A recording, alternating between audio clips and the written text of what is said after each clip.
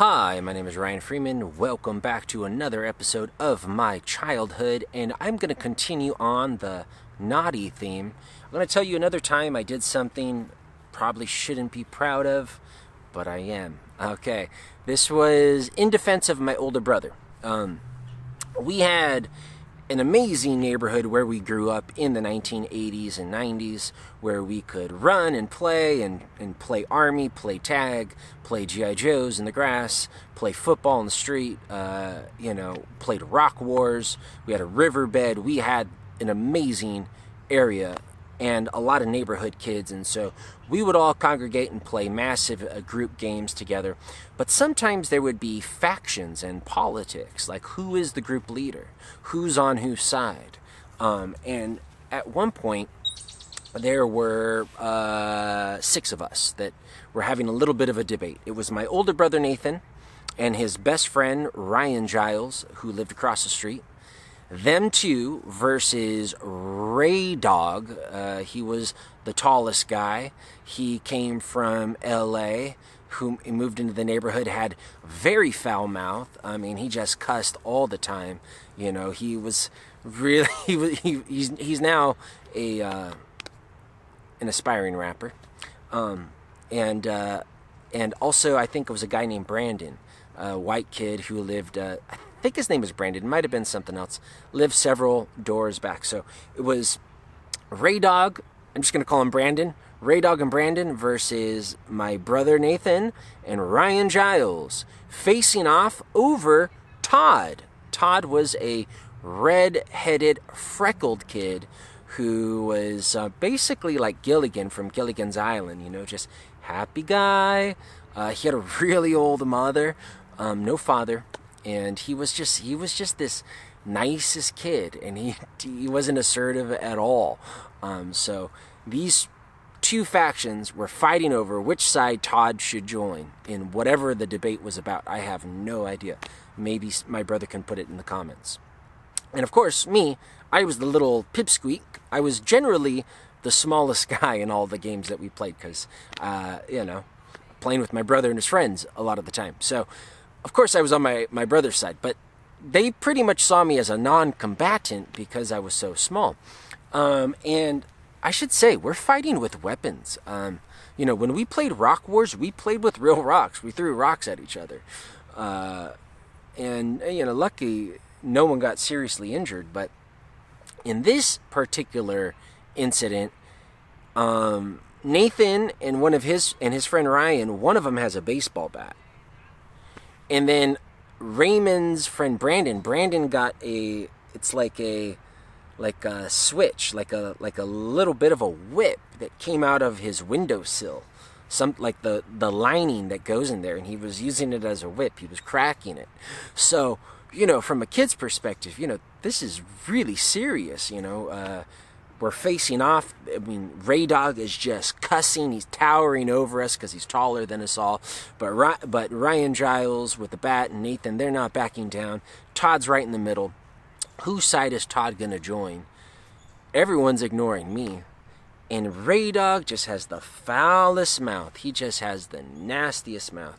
So, and I just don't like a foul mouth. My mom put a bar of soap in my mouth if I said a bad word. Well, I'm going to teach Ray Dog a lesson. So there was a bush right next to us, a very prickly bush. Every leaf of this bush just was very sharp. And so I just grabbed a clump of it, and I just tossed it right into Ray Dog's mouth as he's cursing at my older brother. And it just went right into his throat, and he starts choking, and he drops to the ground. And he's gagging. And we won the war. We got Todd. And Ray Dog's mom had to take Ray Dog to the hospital. And I think he got his tonsils taken out as a result. And also as a result, Ray Dog's mom never liked me from then on. For good reason, probably. I was dangerous. But I wasn't really, This was the way we played. Who knew that I would get that perfect shot in? And I should say that I had many, many great times with Ray Dog, sleeping at his house. I would bring over my little stuffed animal. He was more Nathan's friend, but we all played together, played toys. Ray Dog was one of my first dungeon masters. He ran some Hero Quest campaigns for us. Had a great time growing up with Ray Dog, right next door to us. And all of the neighborhood kids. I mean, we played army with badass, realistic-looking guns all across, like 1 square kilometer. We would go into the railroad tracks. We would put coins on the railroad tracks, watch the train go over, get these coins. There wasn't a lot of protections. Today, everything is so safe and there's safety cameras everywhere. But back in those days, you could ride in your dad's truck, in the back of his pickup truck. We went trick-or-treating without any supervision and just roamed and wild. And sometimes we did stuff probably we shouldn't have done. There were some older guys in our group that actually attracted trouble. There was this one time where our friend Sam, he was the oldest guy of the group, and he had a friend, I think, named Eddie, and they got this Chinese gang pissed off. And we're roaming through our neighborhood together as a pack, and Sam said that this Chinese gang was after him. Like, Chinese gang? Just like no Chinese people who even live in our neighborhood. Sure enough, what do we see? I'm the first one on a bicycle, little guy, and I'm riding ahead, and I was like, hey, there's the Chinese gang. Hey, there's the Chinese gang. Hey, and they would get scared. They would see there was no Chinese gang, and I didn't really think there would be, But we're roaming our neighborhood in this pack, sort of looking around, and they're like, yeah, Ryan, just shut up, But then I rode ahead, and I actually did see the Chinese gang. I saw these older Chinese kids walking around with, I don't know what they had, pitchforks or rakes or shovels, just ridiculous, like farm implements, like straight from China. And I said, hey, there's the Chinese gang. I was the lookout. And they should have listened to me. Of course, boy who cries wolf. When he finally does see the wolf, no one listens to him because he keeps crying it. False alarms. And so they didn't listen to me. They walk ahead. And of course, the Chinese gang sees them. They chase us. We all run back to my garage for safety, where we had a refrigerator with Rondo ice creams. My house was sort of the house where everyone would congregate. We would play on my yard with all of my G.I. Joes. I had the most G.I. Joes and the most monsters and the most toys. And we would also use our garage because my dad wasn't the type of guy who used tools or fixed the car. So the garage was basically our playroom. We would build castles. We would do comedy shows. We would spend the whole night there. We had the best time growing up together. So, yeah. That was just another story on how perhaps I was a little bit of a brat, getting Ray Dog's tonsils taken out during a little skirmish between factions, and then all of our forces combined running from a little Chinese gang, because perhaps I should not have cried Chinese gang so often. Those are just a couple vignettes of what life was like in my neighborhood. There was a lot more. Lots of funny things happened. I thank God that I grew up in the 80s, Got to wake up and watch Thundercats, then go out with my Thundercat sword and fight with my friends without parents looking, Able to play Smear the Queer, where you throw the ball up, whoever catches it, everyone tackles them down. Rock Wars on the riverbed. Just riding our bicycles in the pouring rain, no one watching us, no cell phones. It was just a free life, a free existence as a child, man. And I'm sure there was a lot of kids who got kidnapped. In fact, I have one little... Gracie's going next to a couple guys. One quick kidnapping story. I was outside my church as a young kid. I don't know, 4 years old, 5 years old, very young, with my best friend at church, Rodney. And we were on the grass right by the road, away from our family, and we're playing around. And I thought, wouldn't it be fun if we pretended to hitchhike? So we're out on the sidewalk on the grass with our thumbs out at the cars. We don't even really know what it is. I mean, no one in our family's ever gone hitchhiking. No one ever said that's a good way to travel. We probably picked it up from a movie. And we're throwing our thumbs up, and a VW Bug pulls up, and there's like a fat mother with some kids in there, and they're like, come on in, come on in.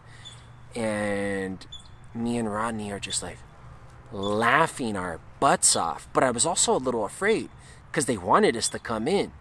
And there was this like palpitation, like, what happens if I get in? What will happen if I get in? This large mother and her children, come on in to our VW Bug. Where would I be today if I got in? Who knows, you know? Some gypsy playing the mandolin off of some river? Who knows? Life's crazy, you know? And you're lucky to get through your childhood without too many scars or scrapes. One last story. First grade, I was up on the monkey bars. Another naughty story. I don't know why I'm telling you. There's a lot of stories where I was a good boy, okay? I'll get to those in the next episode. But one more naughty story for today, and then I'm finished. I'm in first grade, missed NASA's class. Love this class, love all my classmates. And I'm up on the monkey bars with my friends, and one of my friends, Eddie E. I end up, he's like my second best friend, or one of my best friends at that point. And I started teasing him. I just started teasing him very maliciously. I think I might have even made him cry. And I started laughing. And I laughed so hard that I swung back on the monkey bars. And I just swung back and I hit my head. Boom. 1, 2, 3 bars. And then hung by behind my knees on the top bar. Just dangling upside down like a bat. And I was just kind of dizzy, and I got up. And, my friend's like, Ryan, are you alright? And I feel behind my head, and there's nothing. Then I feel again, and I saw blood on my hand. I was like, holy shit. I wasn't crying or anything like that. I had a really hard head.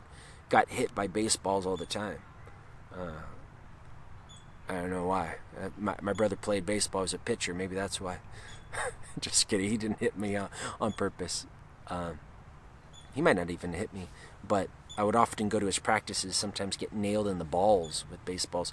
Baseball's a rough sport when you're a little kid. You got to be careful where you're wandering around, you know.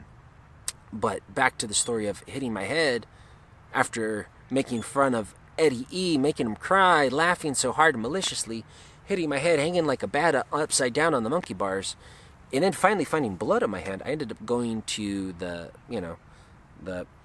woman who sort of watches kids at recess. She sends me to the nurse.